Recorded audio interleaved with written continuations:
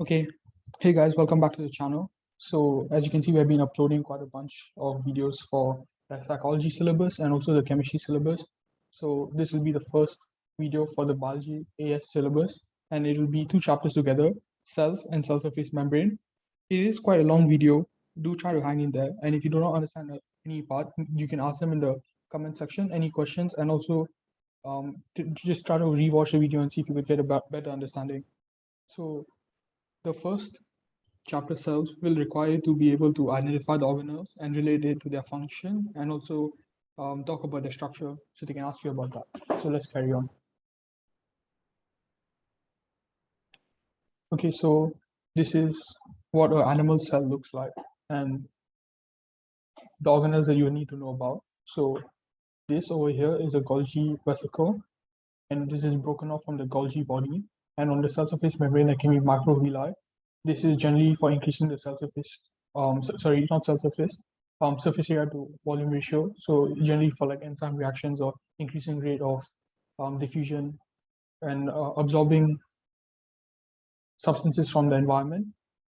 Okay, so this over here is a mitochondria. Mitochondria is for aerobic respiration, and we are missing a bit of the plant organelles.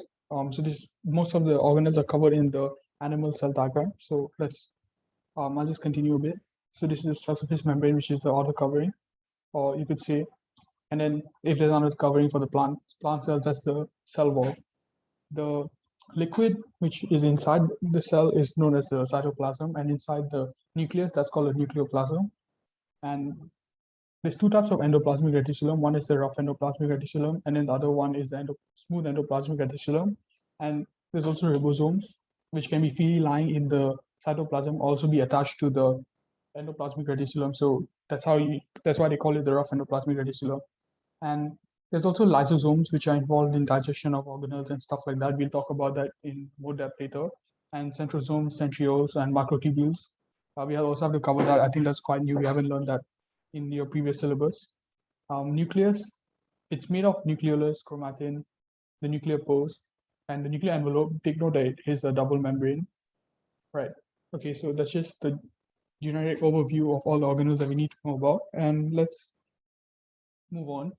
Do try to memorize, or at least try to be able to identify the structures based on their diagrams. So these two structures, these are mitochondria in different layouts. So you need to be able to identify, or this is, for example, like, oh, look at this. This is a lysosome, or this small black dot, that's a ribosome. So you need to be able to do that as well.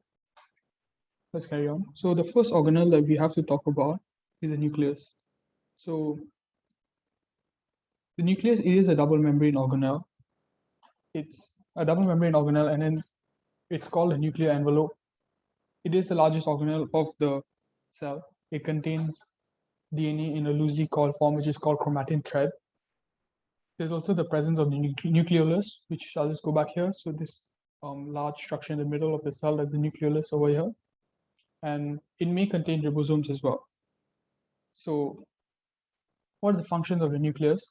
So the nucleus does contain the chromatin threads, and the chromatin threads is what contains the genetic information in the form of DNA.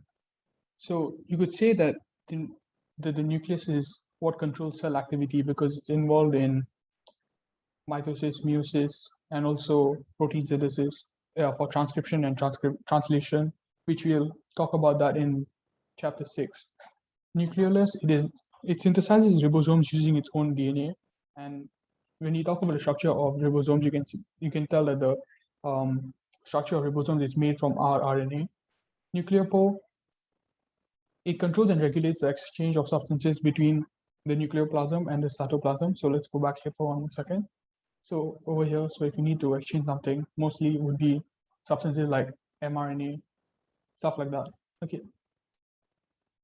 So this is the nucleus, and I'll be using a lot of images. So I have credited every single image. So if you want a better view of the image, you could visit their website. So this is the nucleus. So once again, the largest structure inside the nucleus is the nucleolus, and DNA is arranged in a chromatin thread-like structure. There is nuclear pores, which allows exchange of substances between the nucleoplasm and the cytoplasm. And nucleoplasm is just simply the fluid which is present in the nucleus. It contains substances like free nucleotides, which is required for DNA synthesis, or sorry, replication of DNA. That also we'll cover in chapter 6, but it's useful to know all of this as it links all the chapters together. So the next thing we need to know about is the mitochondria. So let's talk about the structure first. So it is also a double membrane organelle. It contains the outer and inner membrane. You also need to know that the inner membrane, it will fold inwards to form these multiple infoldings, which is known as cristae. They increase the surface area. So it's for enzyme reactions, which are part of the Krebs cycle. This is part of your A2 syllabus, but it'll be good if you know that it is involved. It increases the number of proteins which can be present on the inner membrane, which are involved in the electron transport chain, and also more of these proteins called ATP synthase can be present, which are also involved in synthesis of ATP by osmosis. So as of now, you don't need to know it, but the textbook doesn't really give an explanation. So I just decided to fill you in on that information. So the next thing you need to know is that it has circular DNA and 70 as ribosomes in the matrix, which allow for synthesis of both mitochondrial proteins, and also it allows the mitochondria to replicate independently of the cell. So function is a powerhouse of the cell. So it is a site of aerobic respiration. It produces ATP, and ATP is hydrolyzed into ADP in a reversible reaction to produce energy. So one of the past year papers that asked about the shape of mitochondria, they asked why does it look different. So you could say it has a flexible membrane allowing for different shapes, different stages of development, and different orientation. So longitudinal versus transverse. So if I go to the first image over here, look at these two. So it's different orientation. That's what it means by different orientation. So let's carry on.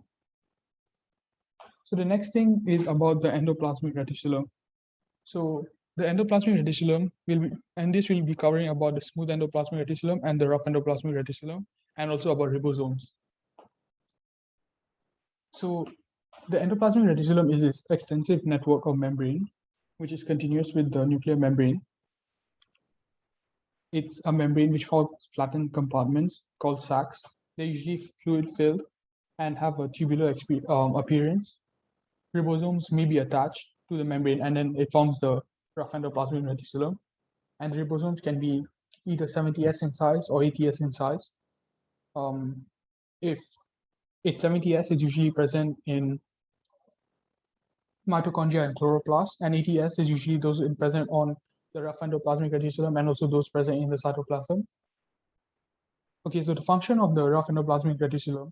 So the ribosomes are involved in protein synthesis, and then the RER itself is involved in transport of these proteins. So there is a typo here, just ignore that. So how exactly is the RER involved in protein transport, right? So the ribosomes will synthesize proteins, which will enter the fluid-filled sacs, which will break off into vesicles, and then it will go and join with the Golgi body for it to be chemically modified or adjusted in some sort of way. And then it will break off from the Golgi body, and then either it is used within the cell or it could be expelled from the cell in exocytosis. So that's the entire process of how proteins are expelled. So those proteins which are used outside the cell. So smooth endoplasmic reticulum, it is usually involved in synthesis of lipids, steroids, and it's also involved in detoxification of harmful substances. So they are usually found in large amounts in the liver. Ribosomes, they are the site of the protein, the site of protein synthesis, and the small subunit is the attachment site of mRNA and tRNA for translation. So again, you don't really need to know this, but I'm just putting all this out so you can have a better understanding of how one chapter connects to other chapters. So the Golgi body and lysosomes. So this is a structure of a lysosome. So do take note that the lysosome is a membrane-bound organelle. It has digestive enzymes and proteins present within it. And the Golgi body. So again, this is also, sorry, I'll just come here. So it is also a stack of flattened sacs, and it forms, which is known as cisternae. and it's being broken from one end and being formed for the other. So this is where the vesicles come from, and then they will join here, and then these will break off from here, and then it'll go and fuse with the cell surface membrane for it to be expelled out of the cell. Okay, so let's talk about the structure again, so I could summarize everything for you.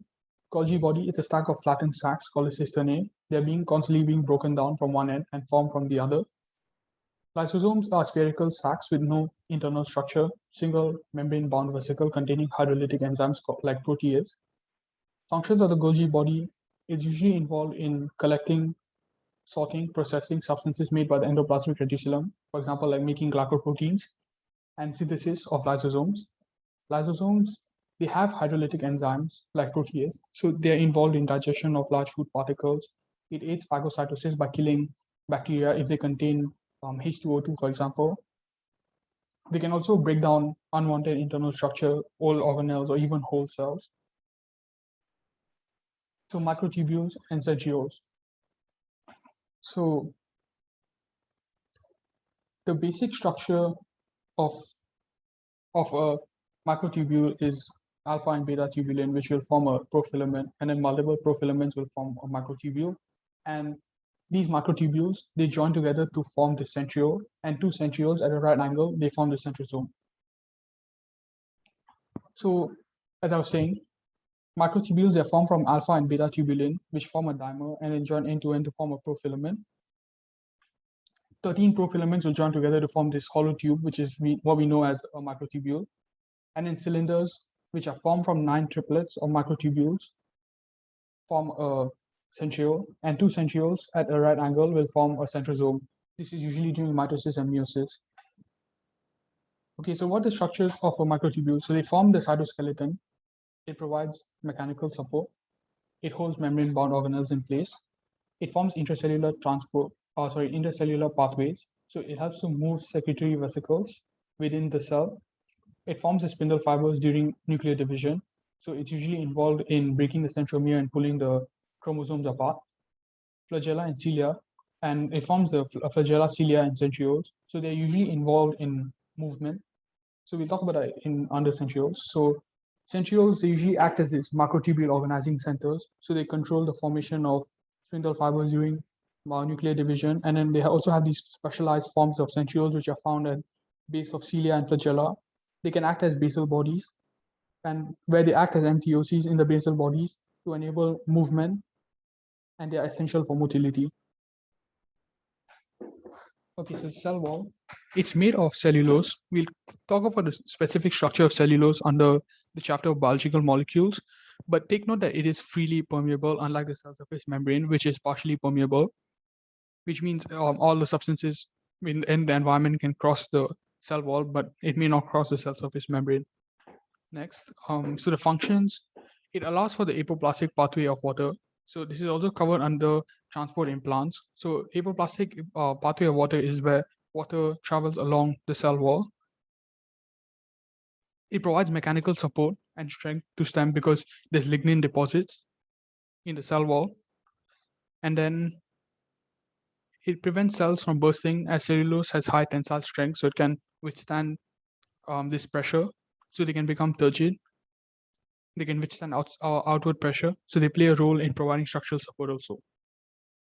So chloroplast and plasmodesma. Okay, so this is the basic structure of a chloroplast. Take note that it's a double membrane organelle. The fluid over here, it's called the stroma. These small discs here, green color discs, they're called thylakoids. And in a stack of thylakoids, that's called a grana. And the granas are interconnected by this thing called a lamella. And a plasmodesma is basically this connection between adjacent cells. So as I was talking about the apoplastic pathway, it's where water travels along inside the cell wall. And in symplastic pathway, it's through the cytoplasm. So it enters the cytoplasm and then it leaves through the plasmodesma to enter the other cell. So the structure of a chloroplast, as I was saying, is a double membrane organelle. It contains grana, which are stacks of thylakoids, and which may be interconnected by lamella, presence of circular DNA and 78 ribosomes in the stroma. Thylakoids contain chlorophyll, and lipid droplets may be present, which are involved in the synthesis of the membranes. Plasmodesma, they're fine strands of cytoplasm that connects adjacent cells. Chloroplast, they're the site of photosynthesis. So as we know, it produces ATP and glucose. So the reaction here, okay, there's a typo here. So it's 6CO2 plus 6O2 gives you C6H12O6 plus 6O2. Oh, wait. Sorry, this is supposed to be H2O. Okay, there's a mistake here. So 6CO2 plus 6H2O, C6H12O6 plus 6O2 plus ATP, so which converts CO2 to sugar using light energy. Plasmodesma, it helps in transport and exchange of materials between adjacent cells without the need to pass through the membrane by diffusion. So it's somewhat faster and also enables the same plastic movement of water. It also aids in cell signaling and communication between cells. So what are the differences between plant and animal cells? So as we know that plant cells do contain the cell wall, while animal cells don't. And there's plastids present. So plastids are double membrane organelles which make food. So what plastid do we know about, which is chloroplast, obviously. And then animals, plastids are absent. In plants, lysosomes are usually not evident, but they may be present in plants of lower life forms. In animals, they are always present. In plants, the vacuoles, they are large, permanent, and central. And the connection between adjacent cells, there's plasmodesma, but in animals, the vacuoles are small and temporary, and there's no connections present. And in plants, there's no centrioles, but in animals, centrioles are present. So what are eukaryotes and what are prokaryotes? So this is a prokaryote. Okay, the image is quite blurry. So this is taken from the biology textbook, so you can see it for yourself. So I'll try to interpret it if I can. So it might be a bit blurry, but try to bear with it. So this is the cell wall, and this is cell surface membrane, the cytoplasm, the circular DNA, and ribosome. So prokaryotes are a type of cell. So and what we've been studying right now is eukaryotes. So about the organelles that we've been studying and whatnot until now, they have been eukaryotes. So what are the differences between prokaryotes and eukaryotes? So the organelles, yes. So in prokaryotes, there's no membrane-bound organelles. So the endoplasmic reticulum and mitochondria, they're not present. In eukaryotes, they have no membrane-bound organelles also present, which are usually ribosomes, single membrane, vesicles, and double membrane organelles, which are mitochondria and chloroplast, they are present. In prokaryotes, ribosomes are only of 70S size, but eukaryotes, they have 70S and 80S. And as I've been saying, 70S is usually present in the mitochondria and chloroplast. The nuclear division in prokaryotes is by binary fission, while the nuclear division in eukaryotes is by mitosis or meiosis. The cell wall of prokaryotes is made of peptidoglycan called murin, while the cell walls in eukaryotes are made of cellulose, or they could have lignin deposits, or this substance called chitin. The DNA in prokaryotes, they're naked, circular, and they can lie freely in the cytoplasm, and plasmids may be present. Plasmids are these small circles of DNA. So in eukaryotes, DNA, it's associated with proteins called histones. It's linear, and it's contained within this double membrane nucleus. And plasmids are usually absent in the cytoplasm. I mean, they're always absent, but it may be present in the stroma or matrix of chloroplast and mitochondria. So as you've been saying, the size of prokaryotes usually range from 0 to 5 but for eukaryotes, it's up to 40 in diameter. So some of the structures in prokaryotes are present always, while others may be present sometimes. So what are some structures that are present always? Cell wall, cell surface membrane, cytoplasm, circular DNA, and ribosome. So you'll expect to see these in all prokaryotes, but some structures you may not always see it. So one over here is the flagella. I've written it here, but if the diagram's too blurry, I could just teach it from here.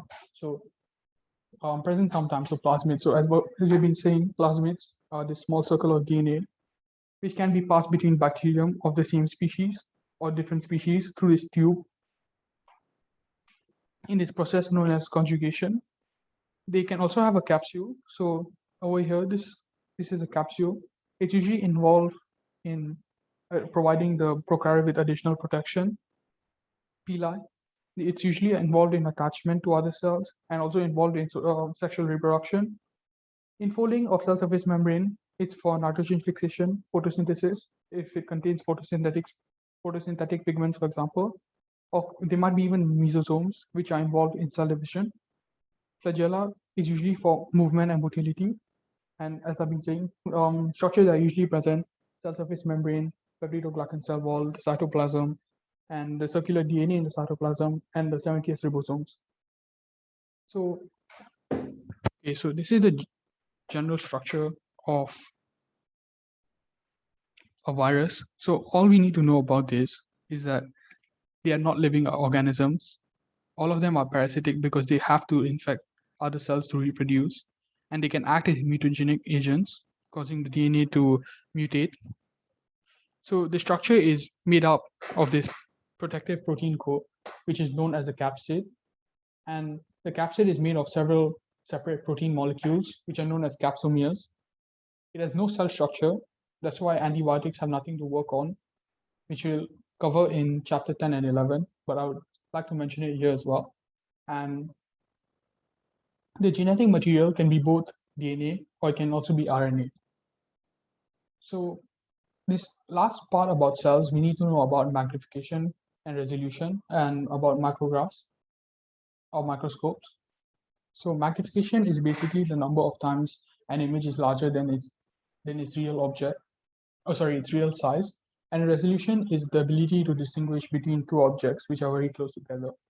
And these are some of the important calculation. These are usually some of the important things that you need to remember for the calculation. So you could take this down. Okay, so usually another popular question which comes under magnification is why some structures can be seen under the electron microscope but not light microscopes. So for this, you need to understand that the electron microscope uses a different form of radiation, which is beam of electrons, while light microscope uses visible light. And electrons have a shorter wavelength. So the shorter wavelength allows them to interact with the smaller structures, allowing them to be seen. So what are the differences between electron and light microscopes? So electron microscopes, they use a beam of electrons as radiation, as I've been saying. Light, they uses visible light as radiation. So the lens used is electromagnet because electrons are charged and they need to be deflected and focused. You can only use a simple glass to focus light.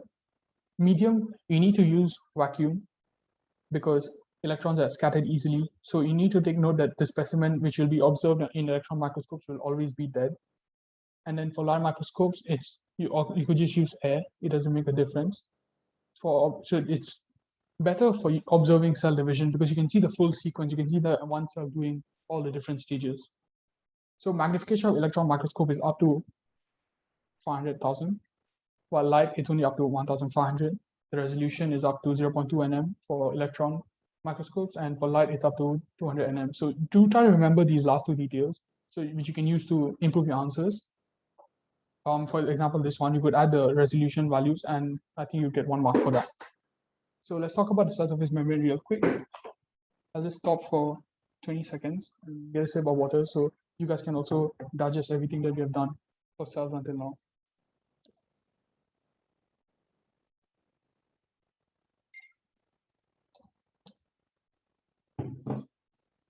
Okay, let's carry on. So under the cell surface membrane chapter, it's a very simple chapter and a very short chapter.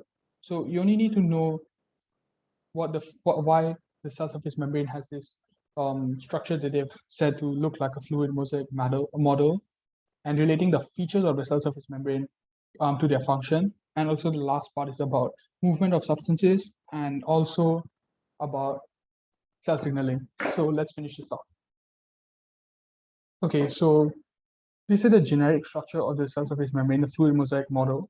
So what we can see here is that there's proteins, which is the channel protein and the carrier protein. These are transport proteins, which are involved in facilitated diffusion. So this is the peripheral protein, which is on the inner membrane. Cholesterol is also present, and phospholipids, and glycoproteins and glycolipids can be present.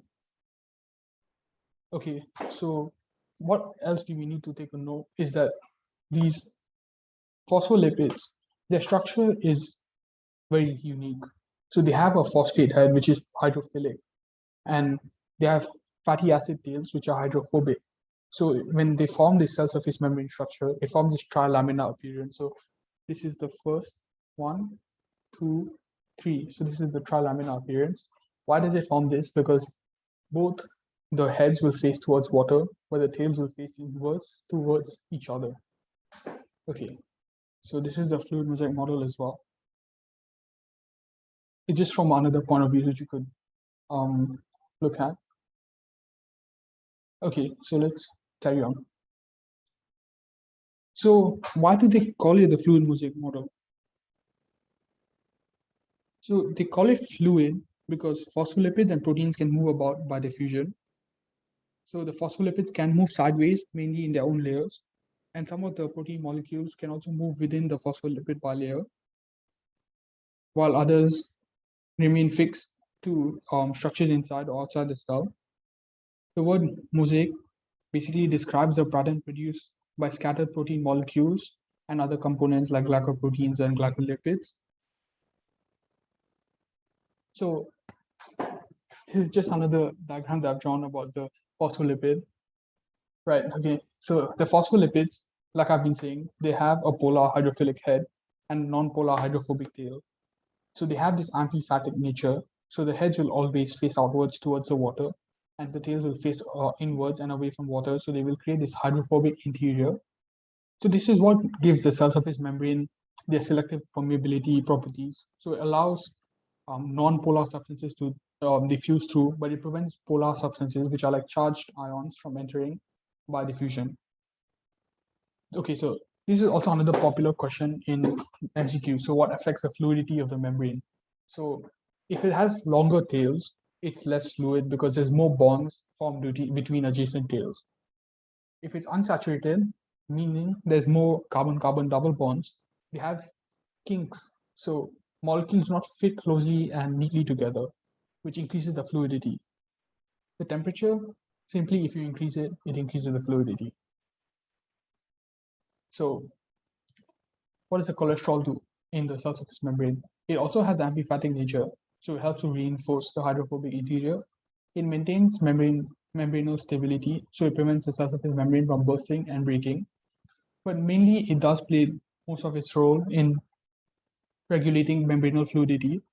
So what we need to know here is that the heads of the cholesterol will interact with the heads of the phospholipids. So the hydroxyl group in the cholesterol head will interact with the phosphate group in the phospholipid head. And interactions between the hydrophobic tails of the phospholipids and cholesterol will prevent these molecules from being too spaced out at higher temperatures, so it decreases fluidity and maintains stability. So there's also many cholesterol molecules which are present between phospholipids, so it prevents them from getting too close together. It also maintains membranal fluidity at low temperature, so phospholipids can't get too close together, which would cause the membrane to become too rigid. So proteins in the cell surface membrane, they can act as receptors or antigens for molecules, so they can come and bind on it for cell signaling, for example. Membranal proteins can act as enzymes. They can also act as transport protein in carrier proteins and channel proteins, which can allow for facilitated diffusion and active transport. Extrinsic proteins, which are towards the cytoplasm. Over here, sorry, I'll just go back to the thing. Over here, this type, which is towards the cytoplasm. Basically, they are attached to the system of protein filaments, which is part of the cytoskeleton. So it helps to maintain structural support for the cell. So glycolipids and glycoproteins. So glyco refers to the carbohydrate chains out of these cholesterol and protein molecules, which are attached to them. So together they form the glycocalyx, which is a sugar coating. They can act as receptors, usually for cell adhesion, cell recognition, endocytosis, or cell signaling. They can form hydrogen bonds with water to stabilize the membrane. Glycoproteins can act as receptors. Both of glycoprotein and glycolipids, they can act as receptors for ligands. Ligands are cell signaling molecules, but glycoproteins, they're mostly for hormones and neurotransmitters. Glycolipids, mostly for chemicals. Both glycolipids and glycoproteins, they play a role in cell adhesion and recognition. So this is my drawing of the cell surface membrane. So let's see if we could identify some of the structures. So this is one of those extrinsic protein channel, protein carrier, phospholipids over here, glycoprotein. Oh, okay, so this is drawn wrongly. This is supposed to be under cholesterol. Okay, let's carry on. All right, so the next part is about movement of substances. So we have learned about diffusion, osmosis already. So let's talk about diffusion quickly. Movement of substances down a concentration gradient. So from high concentration to low concentration. So this is due to random movement of particles and factors that affect rate of diffusion, concentration gradient. So greater concentration gradient, greater rate of diffusion, greater temperature, greater rate of diffusion. Molecules move faster, that's why. And greater surface area to volume ratio. So basically diffusion can occur over a larger surface area. So the rate of diffusion increases. Nature of particles is important. The size is important of the particle. If it's a larger molecule, it will diffuse slower. And if it's a charged molecule, obviously it cannot diffuse through the cell surface membrane. Facilitating the diffusion. So this is passive movement, meaning it moves down a concentration gradient and does not require energy from ATP molecules. It's through transport proteins which provide these hydrophobic channels. So for example, channel proteins like aquaporins, which are for water molecules to enter the cell or leave the cell. Movement of substances, active transport. So it's defined as movement of substances against a concentration gradient. So it's movement of substances from a low to high concentration gradient to carrier proteins. It is an active process requiring energy from ATP molecules, and the ATP is used to switch between the two shapes of the carrier proteins. So this is the first shape. So the molecule will come inside and bind to over here and have the structure, causing the carrier protein to change, and then it will change the structure to open on this side, allowing the molecule to enter towards the intercellular space. So it's explainable by just saying that it switches between two shapes. So I think that's enough if you're going to talk about it in exams. So osmosis. Important things is that osmosis is basically diffusion, but for water molecules. And instead of a concentration gradient, it's a water potential gradient. And this also requires a partially permeable gradient, while diffusion does not. So water potential is calculated by solute potential minus pressure potential. And increase in concentration of solute will decrease water potential. And increase in pressure will cause an increase in water potential. So the overall value of solute potential minus pressure potential, if it's negative, the water potential will be greater. So the movement of water is from less negative to more negative. So try to memorize this phrase: movement of water is from less negative to more negative, because they do ask a lot of questions just by giving the value of water potential in the MCQs. So the next thing we need to know about osmosis is the movement of water out of cells and inside of cells. So if water enters red blood cells, it will burst. If excess amount of water enters red blood cell, it bursts because there's no cell wall. So eventually it will burst, but for plant cells, they will become turgid. But if it's placed in this concentrated solution with lower water potential, water will leave and the cell will shrink. And you see these spikes which are formed on the cell surface membrane. So it's known as the cell becoming crenated. Over here,